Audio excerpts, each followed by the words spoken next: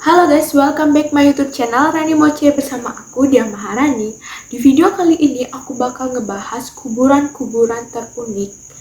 Jadi, sebelum lanjut, alangkah baiknya kalian klik dulu tombol subscribe-nya. Jangan lupa hidupin lonceng notifikasi biar kalian tahu kapan aku update video-video terbaru.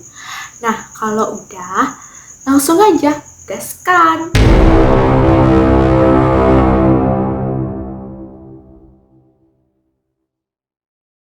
Yang pertama, kuburan pasangan tak terpisahkan. Alverden yang beragama Katolik dinikahkan oleh seorang kolonel Belanda yang bernama J.W.J. van Gorkum.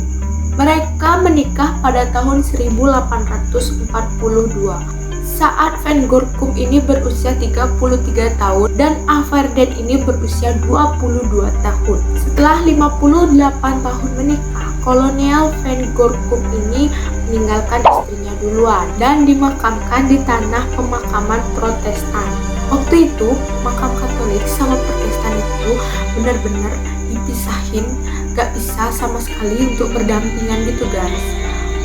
Oleh karena itu, ketika Alverden ini meninggal 8 tahun setelah suaminya, wanita tersebut tidak dimakamkan di pemakaman keluarga, melainkan di seberang dinding pemisah dekat pemakaman suaminya. Jadi makam itu terpisahkan oleh dinding dan keyakinan guys. Makam itu kelihatan unik karena ada tangan yang berpegangan gitu kan. Nah, itu adalah simbol dari cinta mereka berdua.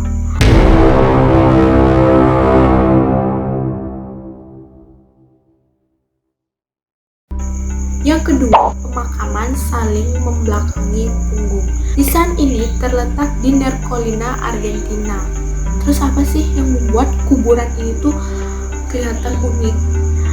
Ternyata karena bentuk desain seorang pria yang duduk di sofa memandang langit dan seorang wanita yang membelakangi pria itu. Ternyata sang suami meninggal lebih dahulu. Selama 30 tahun pernikahannya, mereka berdua ini gak pernah ngomong sama sekali. Makanya keluarganya ngebuat batu nisan saling memunggungi gitu. Ceritanya kayak berantem gitu loh. Unik sih menurut aku. Gimana menurut kalian? Next.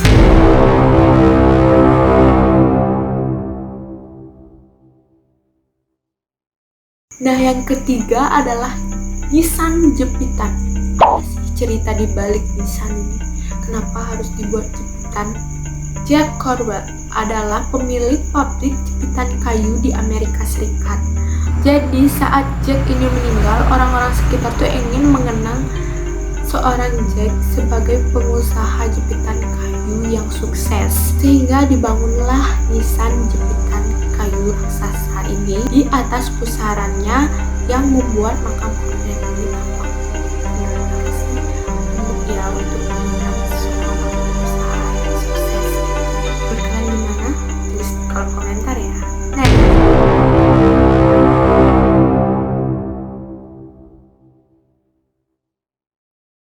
Nah, selanjutnya ada nisan wajah sang istri. Bernard Arbelot adalah seorang musisi dan aktor yang meninggal pada tahun 1950 di kuburan Pere Lachaise. Nah, Arbelot ini selalu berharap bisa menatap wajah istrinya walaupun saat meninggal nanti, sehingga dibangunlah patung di atas pusara dengan sosok Arbelot yang sedang memegang wajah istrinya. Jadi menurut kalian gimana? Ini romantis atau unik? Tulis di kolom komentar. Next.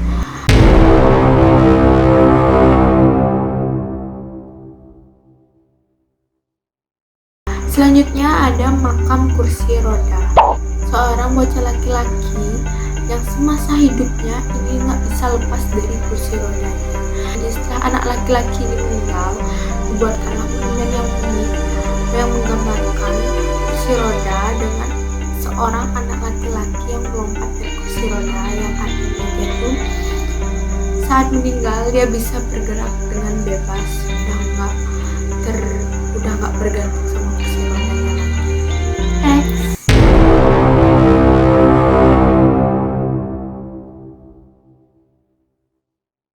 Selanjutnya ada nisan-nisan di bawah pohon.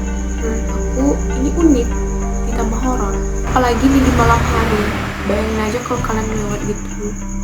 Ini nisan banyak banget jubel-jubel guys. Gimana tuh di bawah pohon lagi kan.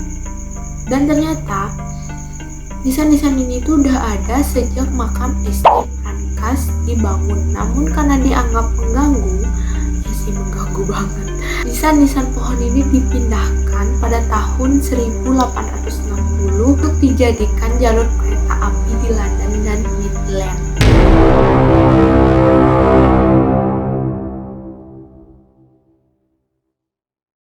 Metropolitan ini menjadi sangat terkenal karena lokasinya juga menjadi tempat pemakaman bergengsi seperti mereka para pemimpin militer, presiden, ilmuwan, penyair, dan orang-orang kaya lain di Argentina.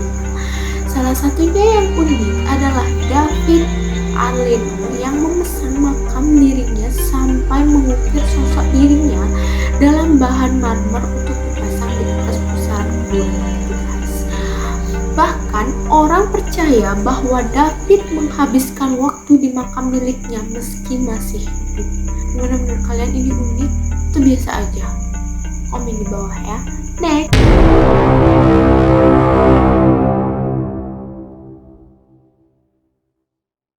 Yang selanjutnya adalah Tunyan, Bali. Jika sebagian besar warga di Bali yang meninggal akan dibakar jenazahnya melalui proses pengabenan. Tapi berbeda dengan yang terjadi di Tunyan, Kintamani, Bali. Mayat kerabat yang telah meninggal akan diletakkan begitu saja di kawasan hutan tanpa dikubur. Jadi kalau di atas tanah itu guys. Namun yang membuat kuburan ini unik itu adalah walaupun mayat-mayat tidak ditanam gitu, mayat ini tidak pernah mengeluarkan bau-bau busuk. Konon yang menyebabkan hal tersebut adalah banyaknya terdapat pohon tarunyan yang melepaskan bau harum dan menetralisir bau tak sedap dari mayat yang dikubur. Nama desanya sendiri berasal dari kata taru, menyan. Taru berarti pohon dan sedang menyan artinya harum. Pohon ini tuh hanya tumbuh di kawasan desa, makanya nama desanya itu Desa Taru Menyan.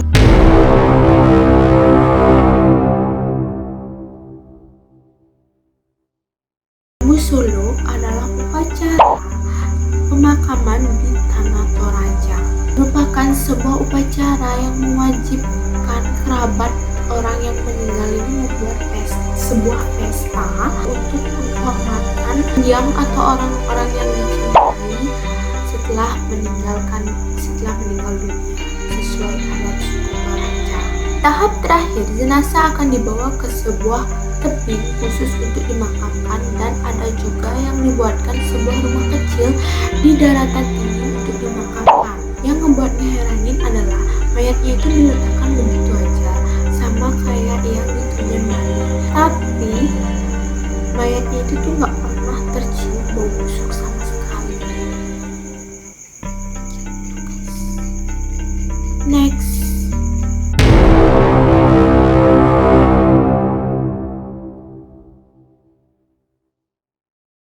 Selanjutnya adalah Tentara Terracotta. Kuburan ini sempat terkubur dan dilupakan oleh sejarah dan baru ditemukan kembali pada tahun 1974. Penemuannya ini adalah Yang Heian dan beberapa petani yang sedang menggarap lahan. Temuan ini sontak membuka tabir misteri keberadaan makam Kaisar Qin Shi Huang yang merupakan kaisar pertama di daratan Cina dan dapat mempersatukan daratan Cina tersebut. Tentara Terracotta Cina ini berkekuatan 8.000 pasukan. Yang uniknya, setiap patung dibuat satu persatu sehingga tidak ada gambar wajah patung yang sama. Gambar patung itu tidak ada yang itu. Tujuan dibuatnya patung-patung itu atau makam Terracotta ini untuk melindungi kaisar di alam baka. Menurut aku aku ini unik banget, 8.000 pasukan dengan wajah-wajah yang berbeda. Itu gokil sih. Menurut kalian gimana? Next.